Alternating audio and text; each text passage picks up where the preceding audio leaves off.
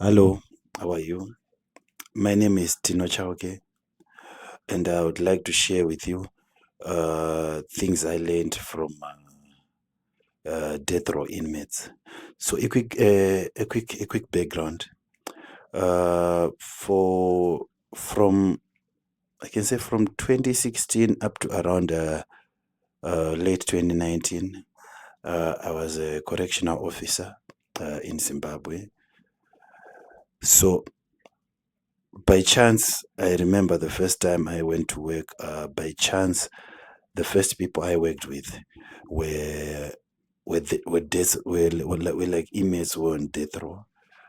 So the first time I remember I was so terrified of these guys because you know what it means when someone is on death row. It means they actually killed a person. It means they murdered someone, like they killed someone. So the first time I remember. So what happened is the time we were assigned to those cells, I remember I was so timid, I was so afraid. I I was so afraid and I was hoping I wouldn't be the one to open those cells. So what would happen now is the junior, the least junior, the most junior among the officers is the one who opened the cells. And I was given the keys to the cells. So I was the one who was supposed to open while the seniors would take down. I think those who have been to prison or work there know how this goes. So when you go there, I I was so afraid because I remember their names were written there on top of the cells. So I was so afraid.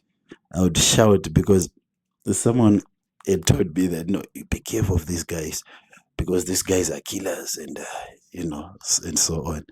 So I was so afraid. So I would shout when I'm at the door because it wasn't an ordinary cell. Their cells were different. They were made of strong wooden doors. So the name would be written. So I would shout his name. Then when he answers, I would know where exactly he is, that he's not close to the door. Then I open. So that was one of the things I remember vividly. Working with guys who were on death row. So I happened to talk to one of the guys. I remember that day. The guy was huge. He was humongous. He was huge. He was very, very tall. Very, very tall. So I said to him, how are you, my guy? He said, no, I'm fine. I see. Then we just chatted and I said to him, how does it feel to be on death row? Like, what's the feeling? What's the feeling? How are you feeling? And the guy said to me, uh, and ish, I remember, like, I wasn't expecting to hear such a thing. He said to me, you know what? Everyone is on death row. And I'm like, he said, no, everyone is on death row. You are on death row. Me, I'm on death row. The difference is uh, the government gave me a death row, but you're on God's death row.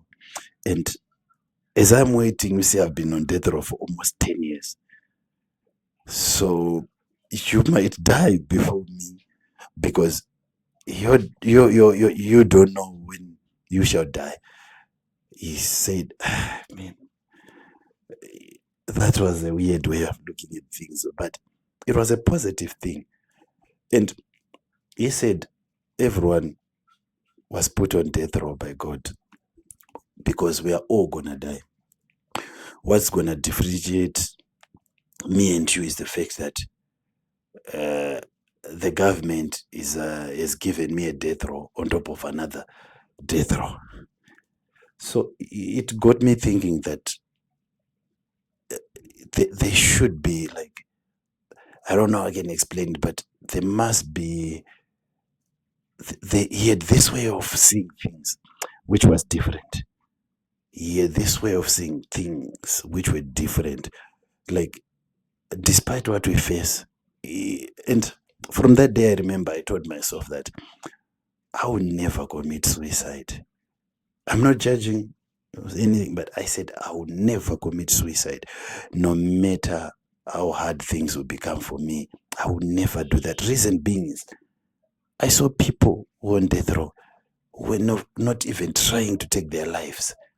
Imagine they were at the edge of their life, but they had hope that one day things were going to change. So I remember later on, there came another guy. He was also put on death row. He had met at this pregnant lady where he came from, and this guy was stressed because when he did whatever he did, he never thought he would end up getting a death penalty. If I tell you the honest truth, this guy didn't even last a year. No, he didn't last a year. He died because this guy started having serious complications with health because he was always stressed. He didn't see it the way that guy was seeing it. You understand? There was a huge difference. This guy, the other one, had hope. He had hope that one day he's gonna come out of those of the prison. So I remember I talked to him this other day again, and he said, "No, Mina." He said, "Me, I have hope. You know, I've been here for more than 15 years. I've been waiting. I've been on death row for more than 15 years. It's so." And I said to him, "Nah, maybe one day you could be lucky, my guy, and that they might put you on life." And he said, "Nah, I don't want to be put on life in prison. I want to go home." And you see, it's the way we look at things sometimes, because we are talking of someone who's on the edge, on the edge. So that taught me a lot of things. It taught me that no matter what we face, and I remember when I read Men's Search for Meaning, again, it talks about that when a person embraces his suffering and attaches a reason to his suffering, suffering ceases to be a thing. Like, suffering pains when there is no reason attached to it. So, and this guy was right. I'm no longer sure if he's still there, but a few years back, if not a year back, the government of Zimbabwe, they removed the death penalty. So what it means is either he was out, either now he's out, or he's put on life in prison. But when you're on life in prison and he spent that much time, it means one of the days this guy will be out. So it is not the load that breaks a person. It's not the weight, but it's how the person carries the weight. So that's what I learned from working with inmates who are on death row.